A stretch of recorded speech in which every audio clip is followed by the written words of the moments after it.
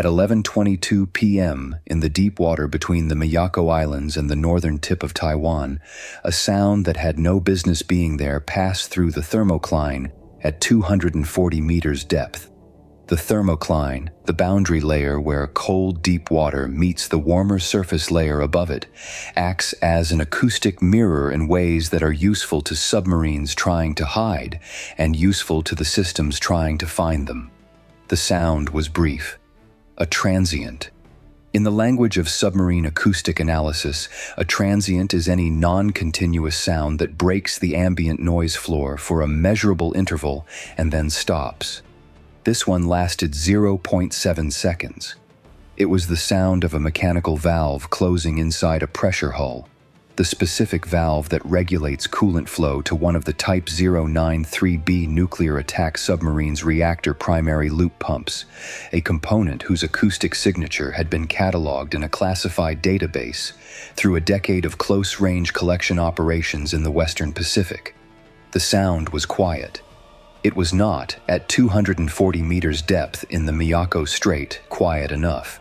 The P-8A Poseidon maritime patrol aircraft that detected it was operating at 9,000 feet on a standard patrol profile 40 miles northeast of the strait, its acoustic processing system running the continuous passive sonar analysis that cross-references incoming acoustic data against a library of known submarine signatures built up over decades of patient, deliberate collection work that represents one of the most valuable and least publicly discussed intelligence assets the United States Navy possesses. The acoustic library does not contain general descriptions of submarine classes. It contains the specific individual acoustic fingerprints of specific hulls, the unique combination of machinery noise, flow noise, and mechanical transients that makes each submarine as individually identifiable to a trained analyst and a sophisticated processing system as a human fingerprint. The transient at 2:47 seconds into processing run, 4719 matched a catalogued signature with a confidence score of 94.3%. The catalogued signature belonged to planned submarine hull designation 421, a Type 093B nuclear-powered attack submarine that had departed the Longpo Naval Base on Hainan Island 11 days earlier and had been unlocated since. Unlocated until 11:22 p.m. The P-8A's tactical coordinator transmitted the contact report to Submarine Force Pacific's Operations Center at Pearl Harbor at 11:23 p.m. and 41 seconds. The Operations Center had been tracking a developing intelligence picture for the preceding 6 days that was, in its totality, one of the most significant collections of submarine-related intelligence since the Cold War. Planned submarine activity at all three of China's major submarine bases, Longpo on Hainan, Zhangezhuang near Qingdao, and the Yulin facility on the same Hainan coastline as Longpo, had increased sharply over the preceding 3 weeks in a pattern that the analysis teams had assessed as a coordinated, deliberate breakout attempt. The systematic movement of a large fraction of China's operational attack submarine fleet from its Pacific base areas through the first island chain into the open Pacific, in what appeared to be an attempt to establish a forward-deployed submarine force capable of threatening American carrier operations across the broader Western Pacific theater in the context of the ongoing Taiwan crisis. The intelligence picture suggested 11 planned submarines had departed base over the preceding 13 days. 3 had been located and were being tracked by American attack submarines at known positions. 4 were assessed as probable positions in the Philippine Sea based on acoustic detections of varying confidence. 4 remained unlocated, including Hull 421, until 11:22 p.m. The decision that the Operations Center faced was not whether to act. The operational order that governed response to detected hostile submarine breakout attempts through the first island chain had been updated and re-signed 3 weeks earlier, when the intelligence assessment of the coordinated breakout began to solidify.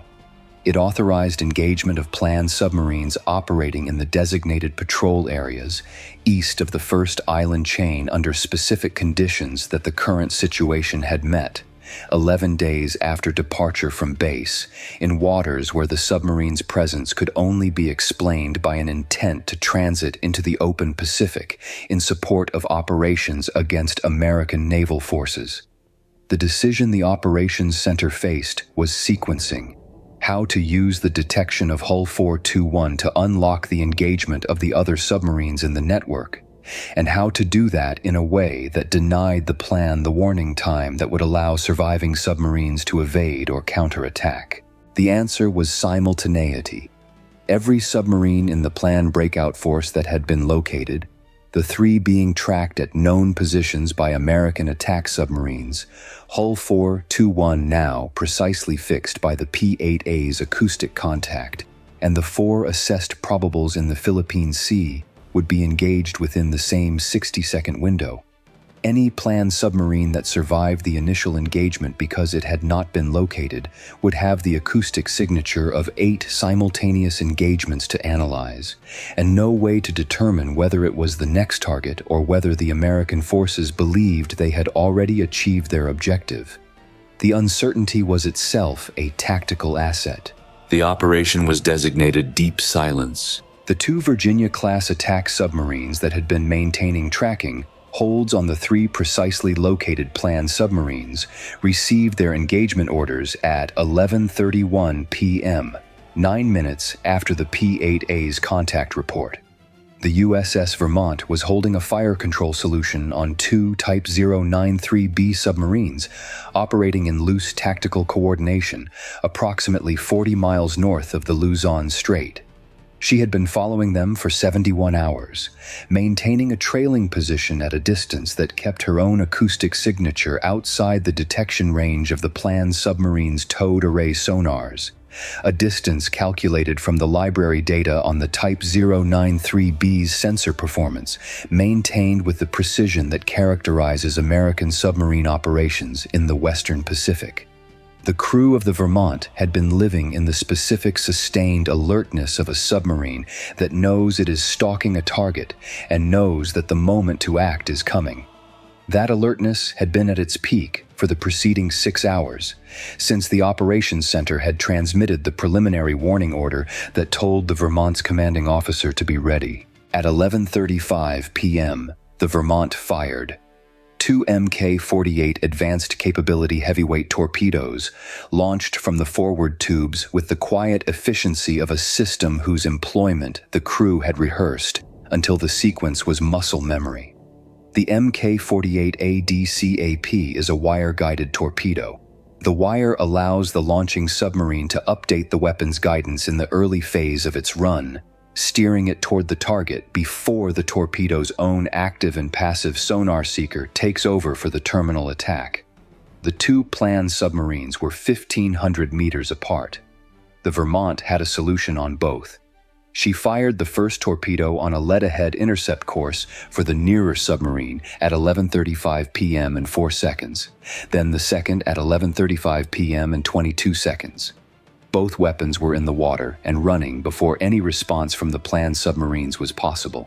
The USS Minnesota, tracking the 3rd precisely located submarine 60 miles south in the Luzon Strait itself, fired at 11:35 p.m. and 11 seconds, a 7-second offset from the Vermont's first shot, timed to produce simultaneous torpedo terminal attacks across all 3 targets.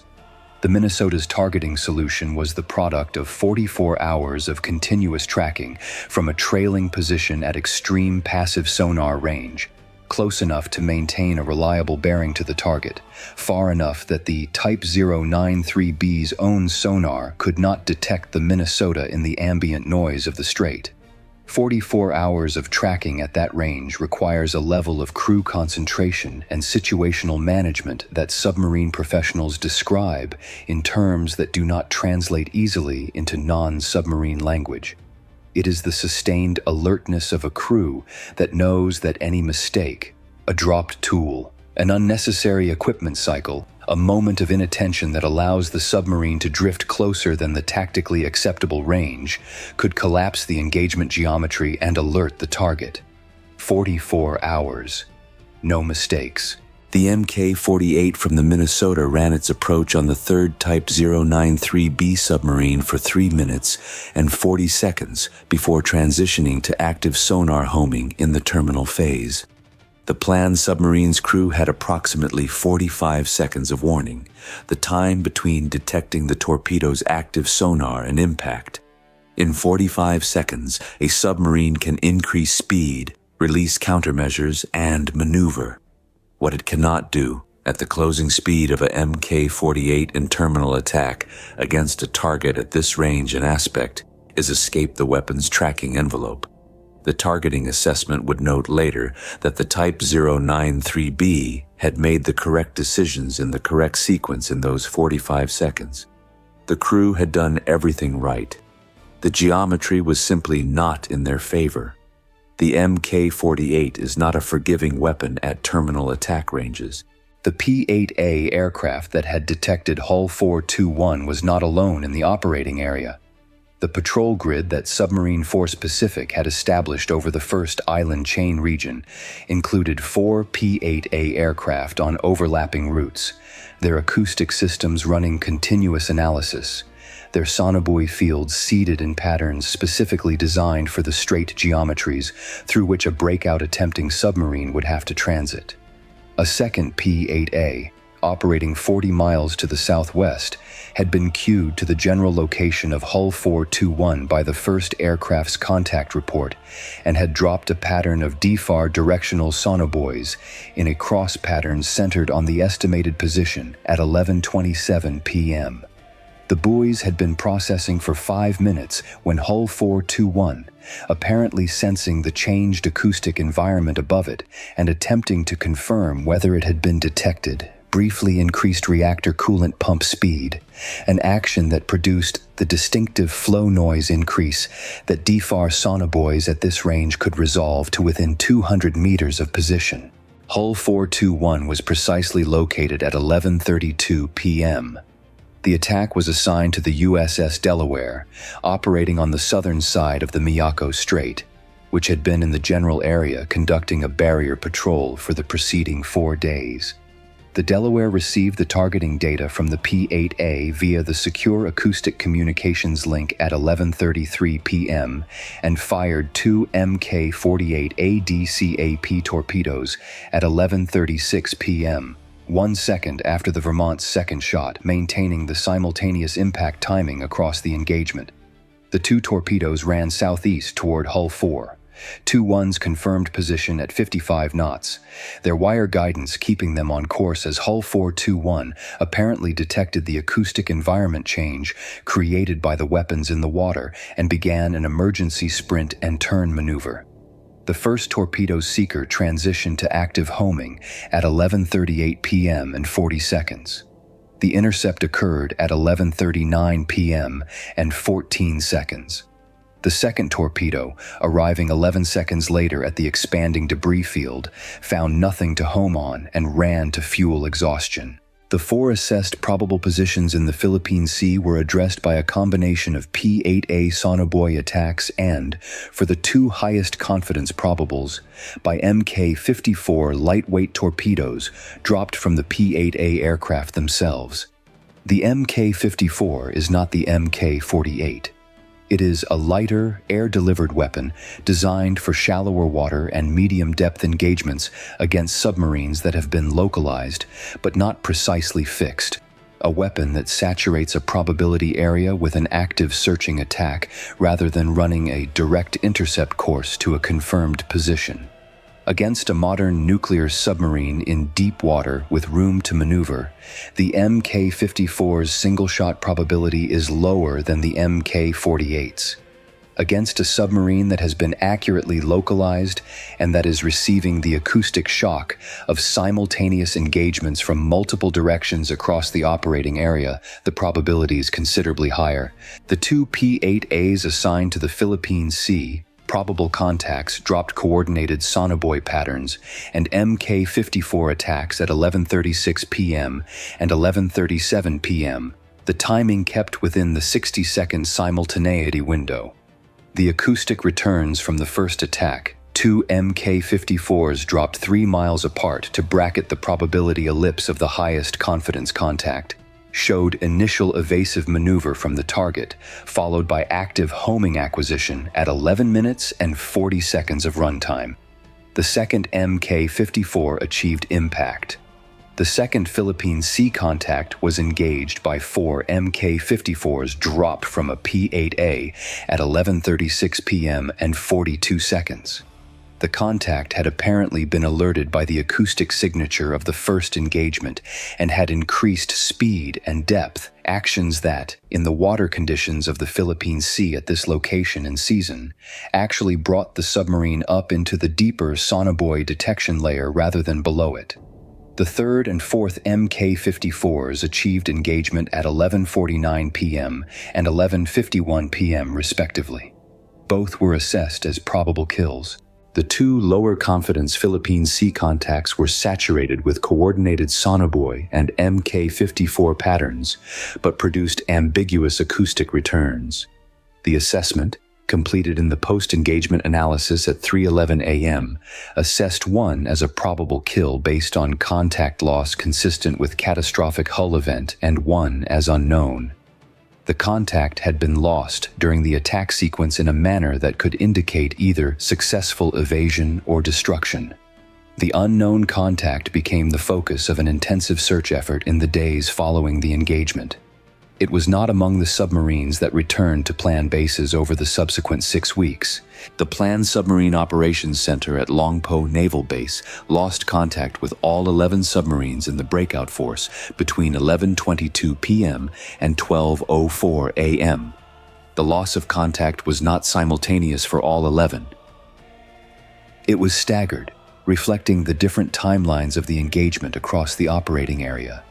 The Operations Center's duty watch attempted to raise the missing submarines on multiple communication frequencies, using both extremely low-frequency transmissions that can penetrate to submarine operating depth and the VLF systems that require a submarine to raise an antenna to periscope depth to receive. No submarine in the breakout force responded. The Operations Center logged the communication failures one by one, with the disciplined procedural notation of a watch that understood each logged failure was a data point in a pattern whose conclusion was becoming unavoidable. By 12:30 a.m., with all 11 submarines unresponsive across every available communication channel, the Operations Center Watch Commander reached the assessment that he had spent 20 years of professional training hoping he would never have to make. 11 submarines had departed for the open Pacific. None had arrived. None were responding. The communications blackout was total, and its duration had exceeded every scenario in which a technical failure or operational communications restriction could be the explanation. The watch commander reached for the telephone that connected him to the base commander. The call lasted 4 minutes. Neither man spoke more than was necessary. The facts were sufficient. The base commander reached for the telephone that connected him to the Southern Theater Navy headquarters. That call lasted 11 minutes. At the end of it, the Southern Theater Navy headquarters began composing the message that would travel upward through the plan's chain of command to the Central Military Commission. The message was encoded, transmitted, and received. It was, by any measure, one of the most consequential messages transmitted in the history of the People's Liberation Army Navy. The first island chain, which had been the geographic boundary of Chinese naval power for the preceding decades, and whose crossing by a sustained submarine force would have represented a fundamental shift in the Pacific strategic balance, had not been crossed. The strategic consequence was not simply the loss of 11 submarines, an operationally significant loss for any navy, but not a force-ending one for a service the size of the Plan, which had spent 2 decades building one of the world's largest submarine fleets. The strategic consequence was the demonstration of a fact that the Plan's submarine force planning had chosen to assess differently. that the American Acoustic Intelligence Library and the sustained, patient surveillance architecture that maintained it had developed, over a decade of intensive collection, a knowledge of individual planned submarine signatures that made undetected transit through the monitored straits of the first island chain not merely difficult but effectively impossible for submarines whose signatures had been previously catalogued. The breakout attempt had failed not because the planned submarines were poorly operated, they were not. It failed because the foundation of the plan, the assumption that the straits could be transited without detection at operationally useful depths and speeds, was wrong. It had been wrong for longer than the plan's planning had assumed. The acoustic library had been built for exactly this purpose. Every intelligence collection operation in the Western Pacific over the preceding decade that had positioned American submarines in proximity to planned exercise areas, every P-8A patrol that had dropped sonobuoys in the patrol corridors outside Chinese bases, every analysis of the acoustic recordings that had come back from those operations, all of it had been patient, deliberate investment in a single capability. The ability to recognize, by sound alone, every hull in the planned submarine fleet. To know which submarine it was, not the class, the specific hull, the specific machine. Hull 421 had been catalogued 3 years and 4 months before the night its coolant valve closed at 11:22 p.m. The analyst who had first identified its distinctive signature from a recording made during a planned exercise in the South China Sea had noted in her report that the signature was clear enough to be reliable at ranges that made it operationally useful. She had not known when it would be used. She had known it would be. At Pearl Harbor, the Operations Center watch team completed the deep silence engagement log at 2:47 a.m. The log was precise, technical, and comprehensive in the way that after-action documents produced by professionals who have executed a complex multi-element operation must be. Every torpedo fired was logged. Every acoustic contact was cross-referenced against the library signature that had identified it. Every engagement timeline was recorded against the 60-second simultaneity window that had been the operational design parameter. The log ran to 47 pages in its classified version. In the margin of the section recording, the detection of hull 421, the 0.7-second transient from a coolant valve at 240 meters depth that had started the sequence. An analyst had written, in the handwritten note that is still a tradition in the paper copy of the engagement log, a single sentence.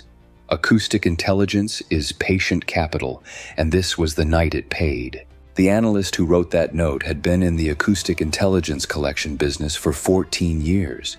She had personally processed the original recording from which Hull 421's signature had been catalogued 3 years and 4 months before the night of the engagement. She had been on watch when the P-8A's contact report came in at 11:23 p.m. and had recognized the catalogued signature reference immediately. She had not celebrated. She had begun tracking the engagement timeline and updating the acoustic contact picture as the operation progressed, doing her job with the same focused professionalism that characterized everyone in the operations center through the 51 minutes from first detection to final engagement assessment.